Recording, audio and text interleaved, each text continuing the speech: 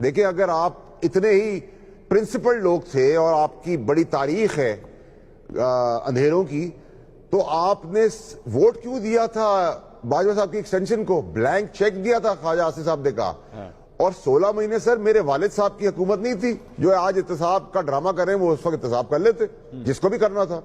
تو یہ P D M کی 13 جماعتیں اور باقی 5 الگ پارٹیاں پی ٹی آئی سمیت 18 لیڈروں کا جو ہم جمہوری بدبودار چوروں کا جنازہ لے کے چل رہے ہیں، جب تک پاکستان اس سے نجات نہیں پائے گا ہم آگے نہیں جا سکتے. ہم اس حد تک گر چکے ہیں اور گر کے اس حد تک گر گئے ہیں کہ ہم اپنے غربت کی وجہ سے روٹی کھانے کے لیے اپنی 12-13 سال کی بچی نوکری پہ بھیجتے ہیں ججوں کے اور پیروں کے گھروں میں.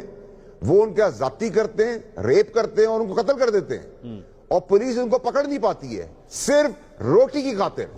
یہ اگر بھیانک بدبودار نظام جمہوریت کے نام پہ یہ جمہوری لیڈروں نے ہمیں دیا ہے تو سر میں تو آپ کو بڑا کیٹیگوریکلی کہوں گا کہ پھر تو آنکھوں سے شرم آنی چاہیے، ڈوب مرنا چاہیے اس ملک میں ڈیموکریٹک بات کرتے ہوئے. جو بیانیاں بیچنے کی کوشش کی ہے، نوٹ کو عزت دو، ووٹ کو عزت دو، بوٹ کو عزت دو، اور نیوٹرل پالش تک. نیوٹرل پالش کیا ہوتی ہے؟ کالے جوتے میں کالی پالش لگتی ہے، براؤن پہ براؤن پالش، ٹین پہ ٹین پالش. نیوٹرل پالش وہ پالش ہوتی ہے جو ہر کلر میں رکھتی ہے.